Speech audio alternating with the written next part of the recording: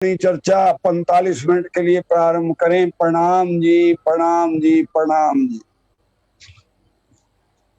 बोलिए श्री सतगुरु महाराज की जय। श्री प्राणनाथ प्यारे की, श्री बाईजूराज महारानी की, श्री कृष्ण कन्हैया लाल की, तीनों पुरी धाम की, श्री परमहंस चरणदास महाराज की, श्री छत्रसाल महाराज की, समस्त सुंदर साथ की, प्राणनाथ प्यारे की।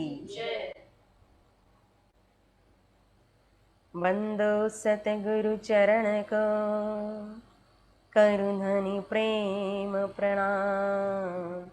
अशुभ हरण मंगल करण श्री देवचंद्र जी नाम। श्री प्राणनाथ निज मूलपति, श्री महराज सुना। तेज कुंवरी श्यामा युगल को, पल पल करो प्रणाम। प्रथम लागू दो चरण को, धनिये न छोड़ाइयो खिन। लांक तली लाल दिया, मेरे जीव के यही जीवन। तुम दुल्हा मैं दुल्हन, और न जानो बात। इशक सो सेवा करूं, सब अंगो साक्षात।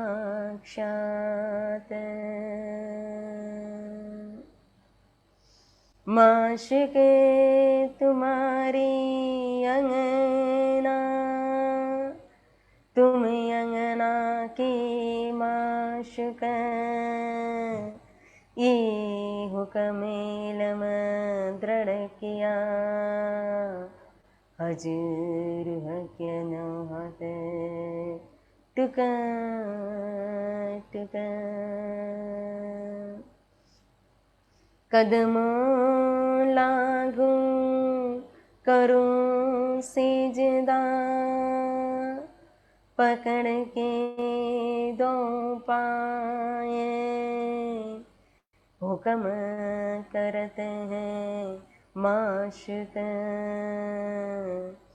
बीच आशिक के दिल आए। बीच आशिक के दिल आए।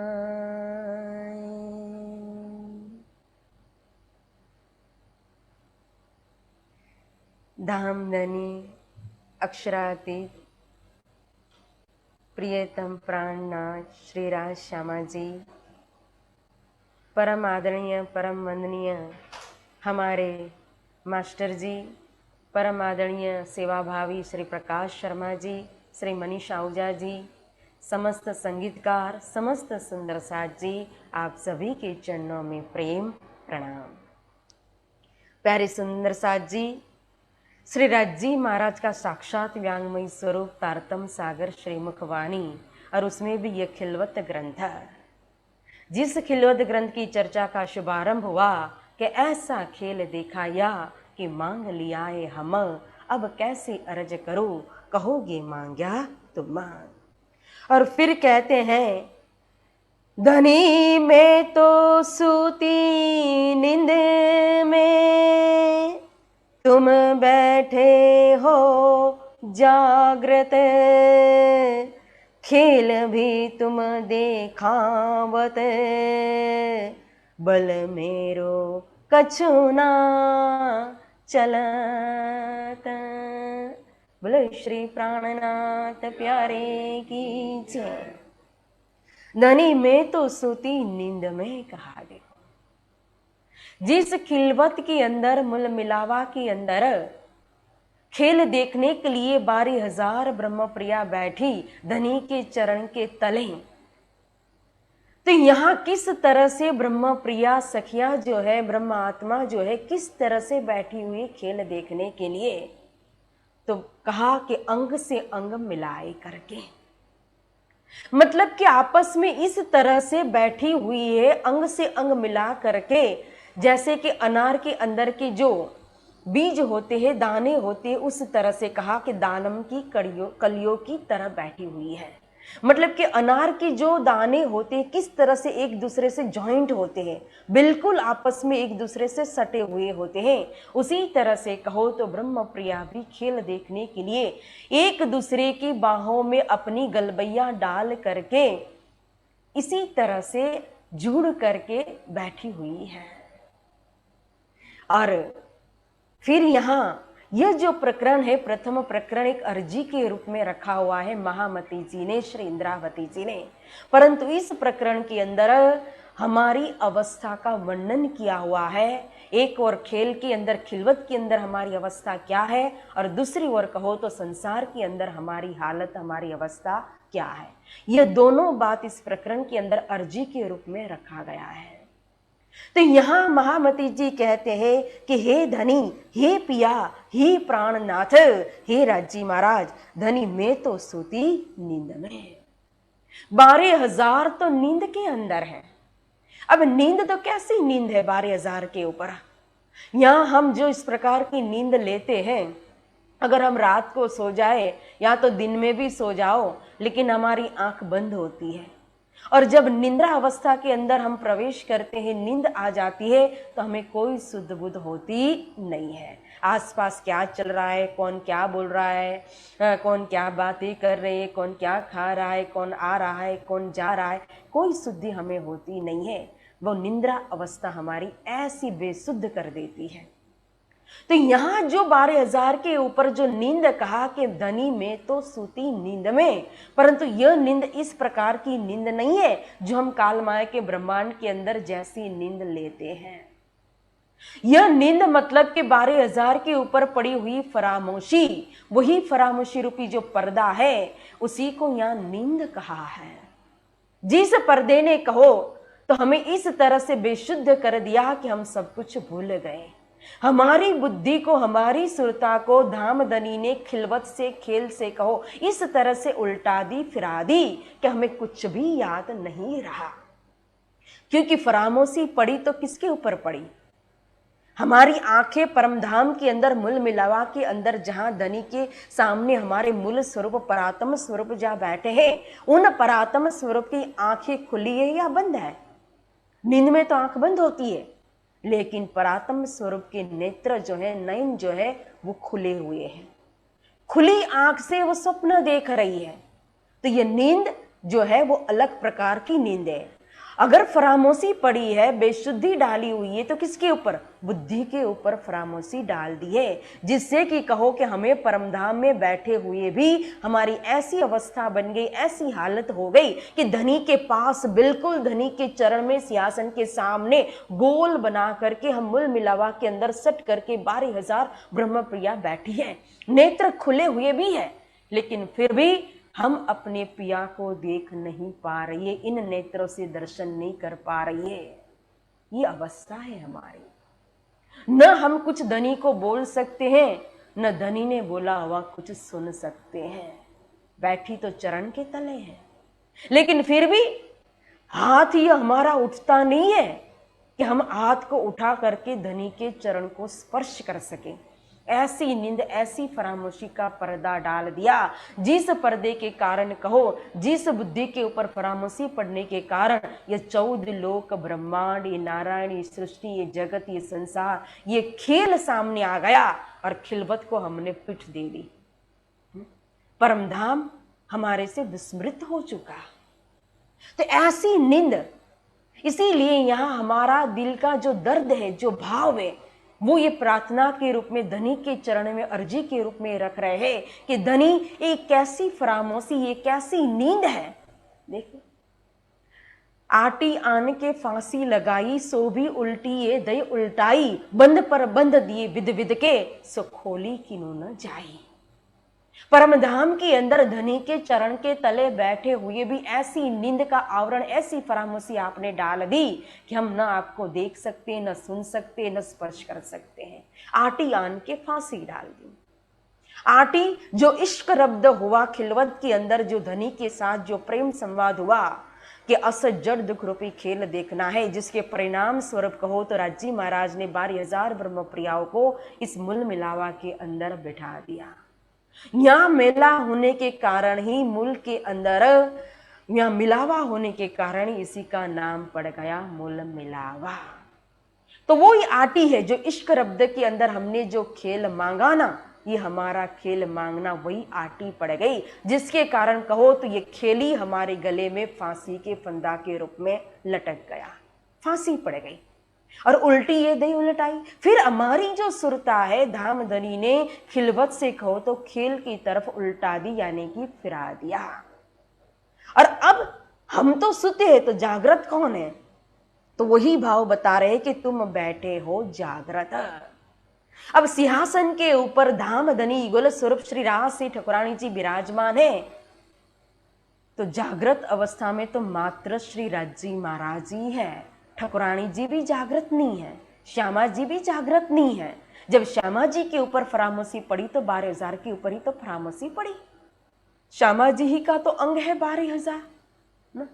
श्री राजी अंगी है, श्यामा महारानी अंगना है, तो 12,000 अंग स्वरूप है। श्यामा जी नु अंग हो सुंदर साथ कहा दे। तो मात्र जागृत अवस्था में एक राजी है, तो फिर जगाएगा कौन? सोई हुई व्यक्ति कभी भी जगा नहीं सकती है। अगर दो व्यक्तियां सोए हुए हैं और हम कहें कि एक दूसरे को जगा देंगे, तो यह कभी संभव नहीं है। कोई तीसरी व्यक्ति जो जागृत है वो आकर के दोनों को उठा सकती है, वो दोनों को जगा सकती है। यहाँ संसार के अंदर श्री सुंदरबाई सखी आई, श्री श्यामा महारानी आई जगाने के लिए, महामती श्री प्राणनाथ जी, श्री इंद्रावती जी स्वरूप आए जगाने के लिए ना। तो हम कहते हैं श्री इंद्रावती जी आए जगाने, सुंदरबाई आई जगाने के लिए, श्यामा जी आए जगाने के लिए। लेकिन श्यामा जी के ऊपर भी फरामोशी पड़ी है, सुंदरबाई के ऊपर भी फरामोशी पड़ी हुई है, इंद्रावती जी के ऊपर भी फरामोशी पड़ी हुई है। तो कौन किसको जगाएगा? सोई हुई आत्मा जागृत आत्मा को कैसे जगा पाती है? जगा ही नहीं सकेगी। तो जगाएगा कौन? जो जाग रहा है। तो जाग रहे तो मात्र धाम धनी हमारे पिया श्री प्राणनाथ श्री राजी महाराज जी जागृत अवस्था के अंदर है, इसीलिए वही हमें जगा रहे हैं। देखो अब किस तरह से जगा रहे हैं। ये खेल भी हुआ हुक्म से, देखने वाला भी हुक्म है, और हम भी कहो तो हुक्म के हैं। इसीलिए कहा कि हुक्म को हुक्म से हुक्म को दिखाया है। देखो जब 12,000 का स्वरूप तो स्वयं खिलवत के अंदर बैठा हुआ है, तो यहाँ खेल में आया कौन? सुंदरबाई के रूप में, श्री इंद्रावती जी के रूप में, आसबाई सखी के रूप में, शाकुंडल के रूप में, सकुमार बाई के रूप में कहो, नवरंग बाई के रूप में कहो, आया कौन? तभी कहा कि हुक्म को हुक्म से हुक्म को दिखाया है। वह परमधाम की आत्मा जैसे कल वर्णन किया था, वह सत्य की भूमिका, और सत्य की भूमिका का एक कहो तो रजकण भी इस असत के अंदर आ नहीं सकता, क्योंकि नश्वर भूमिका को उस सत्य को थामने की ताकत नहीं है, शक्ति नहीं है। तो ब्रह्म प्रिया इस संसार के अंदर कैसे आ सकती है? सोचो। और फिर वो तो राजरानी है।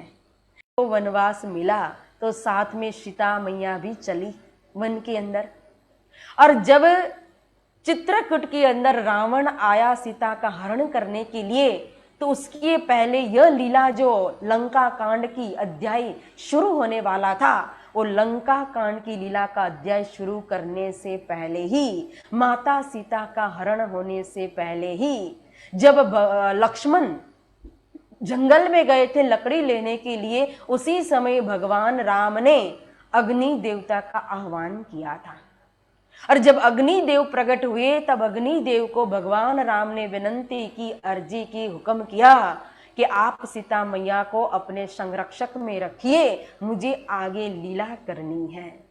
तो सीता मैया तो अग्नि के अंदर समा गई, अग्नि के संरक्षक में चली गई थी।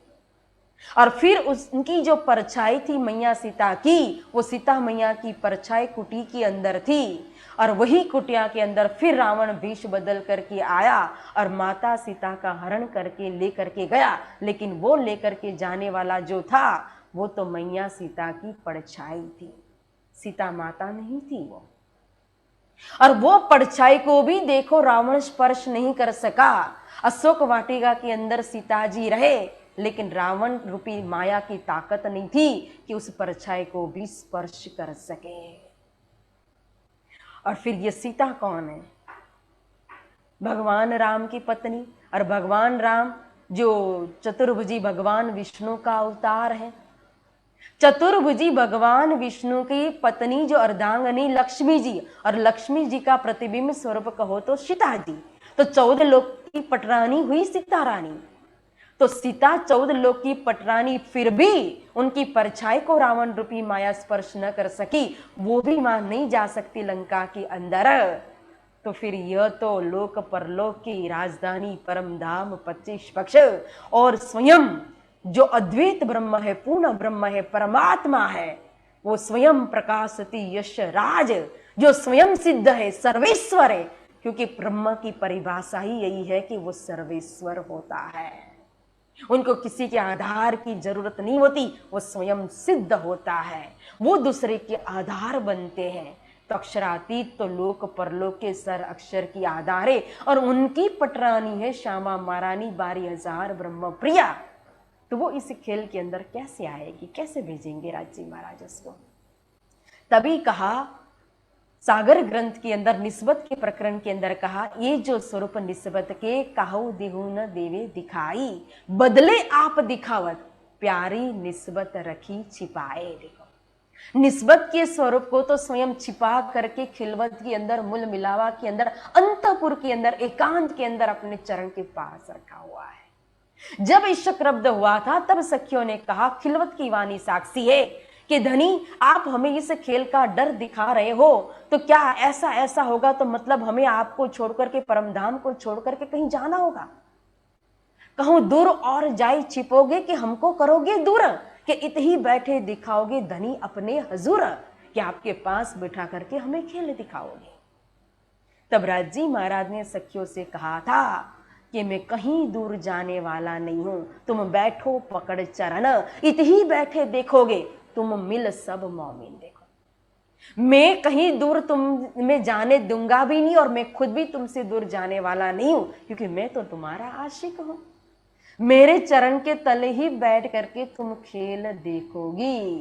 तो इसीलिए ये जो स्वरूप निस्बत के काहू देहु न दिखाए, जो हमारा परात्म स्वरूप जो बैठा हुआ है खिलवत के अंदर, वो निस्बत का स्वरूप है। वो यहां संसार के अंदर कोई देख सकता नहीं है।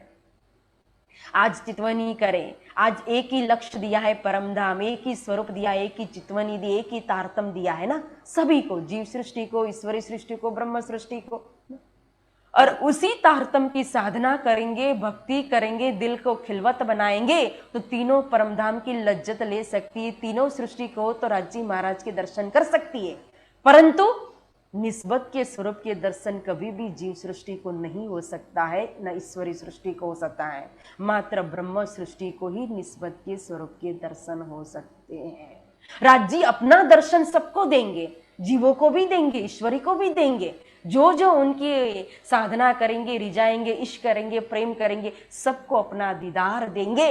लेकिन अपनी रूह को किस तरह से, अपनी बेगम को, अपनी राजरानी को किस तरह से खिलवत के अंदर रखा है कि अपने दर्शन तो दे देंगे, लेकिन निस्बत के स्वरूप के दर्शन कभी नहीं देंगे। ये जो स्वरूप निस्बत के काहू देहु न दिखाए, बदले आप दिखावत, जो संसार के अंदर हम देख रहे हैं। अगर आप सोचोगे सुंदर साथ जी कि जब कोई आया ही नहीं तो ये सुंदर बाई क्या है, इंद्रावती क्या है, आस बाई क्या है, ब्रह्मप्रिया यहाँ आई, तो वो फिर किस तरह से आई है? तो बदले आप दिखावत, क्योंकि राजी महाराज जी जागृत में है मात्र। तो राजी ने, मैंने पहले ही कहा, हुकुम ने हुक्म से हुक्म को दिखाया है। देखो, तो हुक्म यानी कि राज्य की इच्छा होती है। तो पहले लई हक के दिल में ये कभी भी भूलना नहीं चाहिए कि राजी महाराज ने सबसे पहले अपने दिल के अंदर इच्छा प्रकट की। जब दिल के अंदर इच्छा प्रकट की तो उसके परिणाम स्वरूप ईशक रब्द हुआ, और ईशक रब्द के बाद अब राजी महाराज ने जब फरामोशी डाली तो क्या किया? बदले आप दिखावत, मतलब अपना ही हुक्म का स्वरूप 12,001, मात्र 12,000 नहीं, 12,001 स्वरूप धारण राजी महाराज ने कर लिया। एक क्या है? श्यामा महारानी जो मूल अंगना स्वरूप, और 12,000 अंग स्वरूप ब्रह्म प्रिया जो हुक्म का स्वरूप जो है ना, वो 12,000 ब्रह्म प्रियाओं का धारण किया। हुक्म ने ब्रह्म प्रियाओं का स्वरूप धारण किया हुआ है। फिर वो ब्रह्म आत्मा भी यहाँ आई तो किस प्रकार से? कहा ना कि हमारी आंखें तो खुली है, सिर्फ दृष्टि बदल दी, चित्तवृत्ति बदल दी, बुद्धि के ऊपर फरामोशी डाल दी थी। तो इसीलिए धनी ने जो 12,000 ब्रह्म प्रियाओं का हुक्म का स्वरूप जो धारण किया ना, यहाँ हम कहते हैं कि सुंदरबा आए कि इंद्रावती जी आई, तो आने वाला जो है वो सुंदरबा इंद्रावती नाम मात्र है, और वो नाम भी हुक्म ने धारण किया हुआ है। लेकिन नाम के अंदर भी इतनी ताकत है क्योंकि यह नाम भी ब्रह्म प्रियाओं का है, राज्य की अंगनाओं का नाम है। यहाँ हमारी तस्वीर हम स्वयं नहीं है। आज महात्मा गांधी जी जिन्होंने आजादी दिलाई, देश को स्वतंत्र किया, और वही महात्मा गांधी जी का अगर पुतला बनाया जाए और उस स्टेच्यू के ऊपर, पुतला के ऊपर कोई हार पहनाएगा तो सम्मान किसका होगा? गांधी जी का। अगर उसी गांधी जी के पुतले के ऊपर, स्टेच्यू के ऊपर अगर कोई अपमानजन्य जूती की माला पहना दिया, उनका अपमान कर दी, तो अपमान किसका हुआ? गांधी जी का। गांधी जी तो प्रेजेंट नहीं है ना, लेकिन फिर भी वो मान भी उनका जाता है, अपमान भी उनके सिर पर जाता है, क्योंकि नाम तो पुतले के ऊपर गांधी जी का लगा हुआ है। उसी तरह से यहाँ हुक्म ने जो ब्रह्म प्रियाओं का नाम धारण कर लिया, 12,000 ब्रह्म प्रियाओं का नाम धारण किया ना, तो अब जो भी वो नाम जो करती है, यहाँ कर्म जो करेंगे, खेल के अंदर जो भी करेंगे, कौल फैल हाल उनकी जो भी होंगे ना, वो सब उनके मूल स्वरूप परात्म स्वरूप के अंदर ही जाएगा। इसीलिए कहा कि तुम बैठे हो जागृत, मात्र धाम धनी ही जागृत अवस्था के अंदर है। इसीलिए जब यहां संसार के अंदर रूह आई, और जब यहां हमारी, क्योंकि यहां एक ये जो जीव है, ये जीव नारायण भगवान का संबंधी है, जीव का संबंध नारायण से, क्योंकि ये जीव जो है वो नारायण से ही उत्पन्न होते हैं, उनके ऊपर हुक्म हुआ है राज्य महाराज का, ये कार्य उनका है। अब जीव की संख्या तो अनंत है, और जीव के ऊपर अब जो हुक्म ने जो नाम धारण किया है ब्रह्म प्रिया का, तो खेल देखने के लिए जो सुरता को, सुरता मतलब कि जो दृष्टि ब्रह्म प्रिया की जिस जीव के ऊपर पड़ी, तो उसी जो नाम धारण किया हुक्म ने, तो वो जीव के ऊपर समझ लो कि उस ब्रह्म आत्मा की सुरता आकर के, दृष्टि आकर के, चित्तवृत्ति आकर के बैठ गई, जिसको मौमिन कहा, जिसको ब्रह्म सृष्टि कहा, जिसको पूर्व ऋषि कहा, जिसको कहो तो खासल खास उम्मत कहा।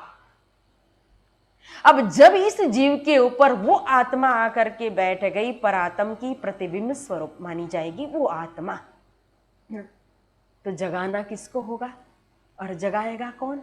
क्योंकि जैसे ही आत्मा आकर के बैठी तो जीव तो जन्म जन्मांतर से कहो तो माया के अंदर भटकता भटकता आया है। अगर उत्तम में उत्तम प्रकार का जीव ब्रह्म सृष्टि ने चॉइस किया हुआ है, उसी के ऊपर आकर के परात्म बैठेगी, लेकिन फिर भी उस जीव को भी तो मुक्ति मिलेगी। जब ब्रह्म प्रिया की आत्मा आकर के वहां बैठी खेल देखने के लिए, तो वो जीव को 100% मुक्ति मिलेगी विश्व के अंदर, उसके बिना वो रह नहीं सकती है ब्रह्म सृष्टि दिलाए बिना मुक्ति। तो उस जीव को अब अनेकों जन्म मरण के चक्कर में से, अनेक योनि से कहो तो कर्म काटता काटता काटता यहाँ आया। अब यहाँ पर आत्म का संग उसको मिला, आत्म का संग ब्रह्म सृष्टि का संग उसको मिला, लेकिन फिर भी हमेशा के लिए जन्म मरण के चक्कर से मुक्त होने के लिए पहले जीव को भी तो जगाया जाएगा, उसको भी तो जागृत करना पड़ेगा, उसको भी तो ये बानी, ये रस, ये अमृत, ये तारतम पिलाना पड़ेगा।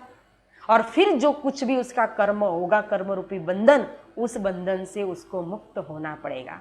तभी हम कहते हैं कि हमारी आत्मा तो मात्र दृष्टा है, खेल देखने के लिए। जो दुख सुख भोगता है वो दुख सुख भोगने वाला तो हमारा मन और जीव का कर्म होता है, क्योंकि कर्म करने वाला स्वयं जीव है। ब्रह्म सृष्टि ने तो कभी भी, वो तो जन्म मरण के चक्कर से मुक्त है, कोई कर्म ही नहीं किया है, तो वो दुखी क्यों होगी, वो कर्म क्यों भोगेगी ब्रह्म सृष्टि। अगर उन्होंने कोई कर्म किया है तो एकमात्र खेल मांगने का ही गुनाह किया है, उसके अलावा कोई गुनाह ब्रह्म सृष्टि ने नहीं किया है। और इसके पीछे भी ये तो गुनाह यहाँ शब्द में बोला जाता है, प्रेम संवाद कहा है, झगड़ा नहीं कहा है।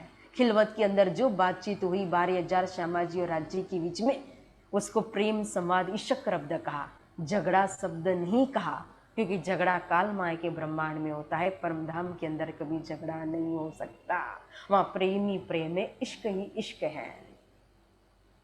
तो इसीलिए प्यारे सुंदर साथ जी, जो ब्रह्म सृष्टि है, तो ब्रह्म सृष्टि ने कभी कोई गुनाह किया ही नहीं। ये तो इश्क और साहिबी की जो पहचान करानी है राज्य महाराज को, इसलिए इसीलिए पहले लई हक्के दिल में। तो मैंने कहा ना, हुकुम ने हुकुम से हुकुम को दिखाया।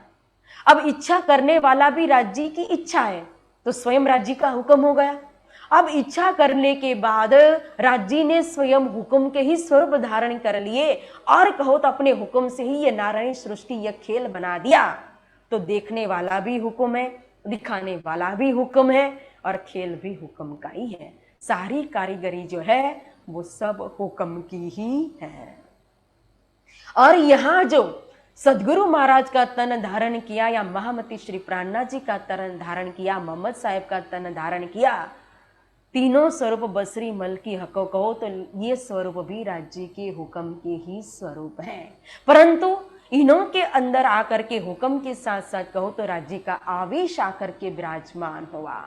उसी आवेश के कारण हमने कहा कि मेरे धनी धाम के दुल्हा, इसीलिए ये कौन बन गए, हमारे धाम के धनी दुल्हा प्रियतम श्री प्राणनाथ बन गए, महामती श्री प्राणनाथ।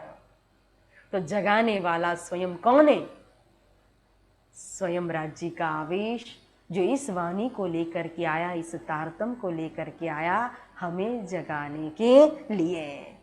खेल भी तुम देखावत, बल मेरे कछु ना चलाता। देखो अभी किस तरह से हमारी सुरता को उल्टा दिया खेल के अंदर, ऐसी बेसुधी, ऐसी अज्ञानता, और ऐसा खेल के चारों तरफ अंधकार ही अंधकार, उसके अलावा कहो तो संसार के अंदर कुछ भी नहीं है।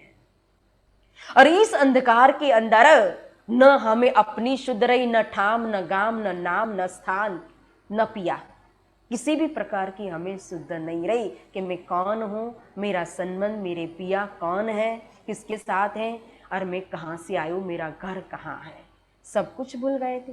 और जिस तरह से जीव सृष्टि माया के अंदर कर्म कर रही है और अपना जीवन खाना पीना भोग विलास करना, सृष्टि उत्पन्न करना और इसी का विस्तार करना, और इसी तरह से मनुष्य जीवन को पूरा करना, जिस तरह से एक साधारण मनुष्य करता है, एक पशु करता है, उसी तरह से हम भी कर्म करने लगे।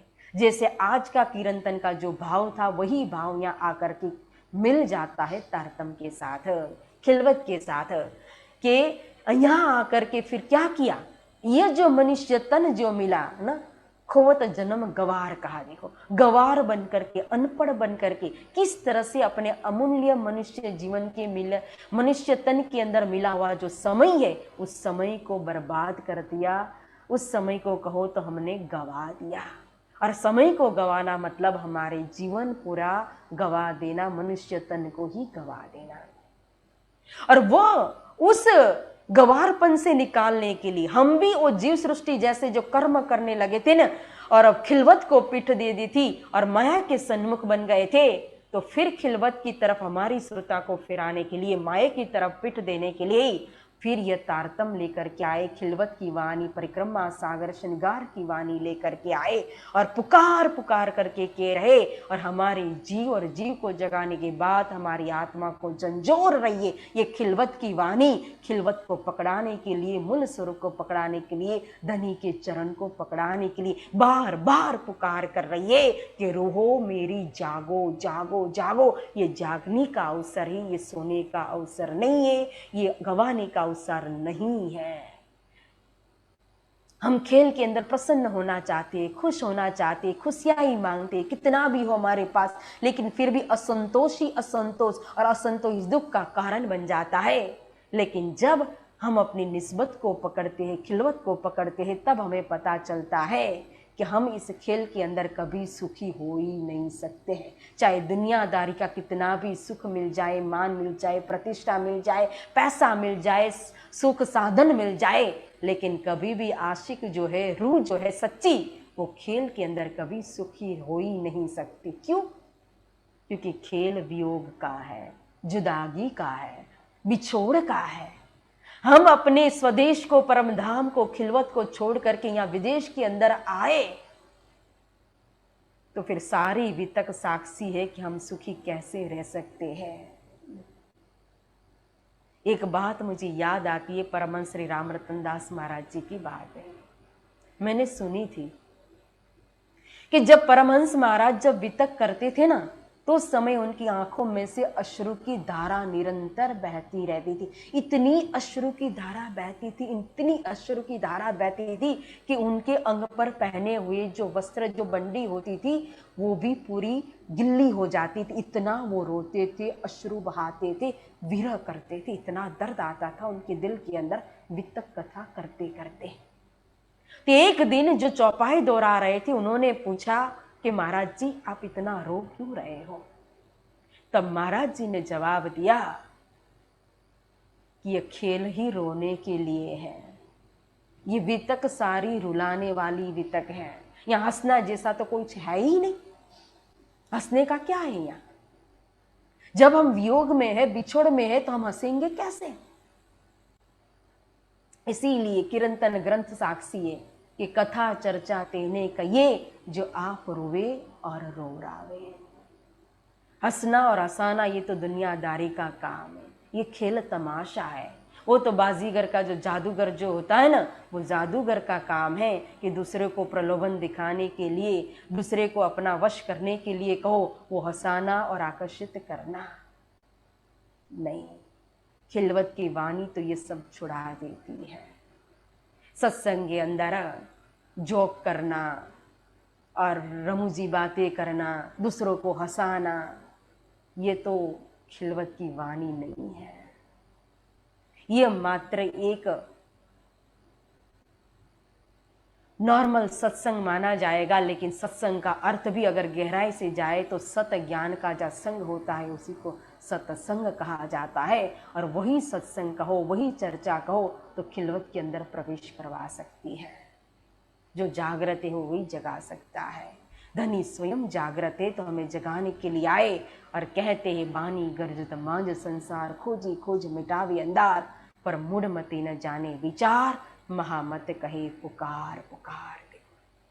पुकार पुकार करके हमें सावधान करे इस माया से निकालने के लिए। स्वयं धामधनी ने कितना दर्द उठाया, कितना दुख उठाया, कितनी मेहनत की। देखो वितक हमारी पूरी साक्षी है। तभी मैं कहती हूँ कि वितक अन्य की वितक नहीं है। ये मात्र सदगुरु की वितक या महामती श्री प्राणनाथ जी की वितक या छत्रसाल जी की वितक या तीन स्वरूप की वितक या कहो तो मौमीनों की वितक नहीं, यह स्वयं हमारी ही वितक है। जे माथे ले छे तेने कहूं छुं बीजामां करजो दुख, तमे तमारी माया माए सेजो भोगवजो सुख।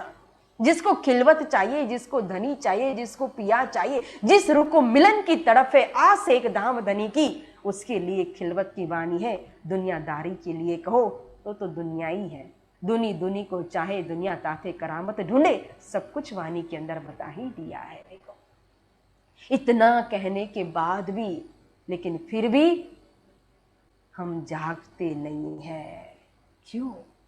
इतने मोह माया में फंसे हुए हैं, इतना छल कपट के अंदर कहो, हम दलदल के अंदर, कीचड़ के अंदर इतना फंस गए हैं कि इससे हमें बाहर निकलने की इच्छा ही नहीं होती है। मास्टर जी ने पहले दिन एक बात बहुत अच्छी पकड़ी हुई थी चर्चा के अंदर कि हमने कंबल को पकड़ा है, कंबल ने हमें नहीं पकड़ा है। तो कंबल हमें कैसे छोड़ेगा? हम ही तो कंबल को छोड़ना पड़ेगा। उसी तरह से माया ने हमें जकड़ा है कि हमने माया को कहो पकड़ा है, माया को हमने पकड़ा हुआ है तो हम ही को छोड़ना पड़ेगा। जब तक कहो आत्म के ऊपर की फरामोशी, वहां की फरामोशी, खिलवत की फरामोशी तो एक साथ उठेगी। पोड़िया बेला जागसू भेला, एक ही साथ 12,000 के ऊपर 4:30 बजे फरामोशी पड़ी, तो अब एक ही साथ 4:30 बजे वो फरामोशी रूपी पर्दा हटेगा और एक साथ उठेंगे परमधाम के अंदर। लेकिन वहां उठने के लिए यहाँ के तन के अंदर पहले यहाँ जागना पड़ेगा जन जन को। यहाँ व्यक्तिगत जागनी दी हुई है तारतम के द्वारा, इसलिए अलग अलग जागना पड़ेगा, तभी तो कौल फैल हाल पकड़ाया हुआ है।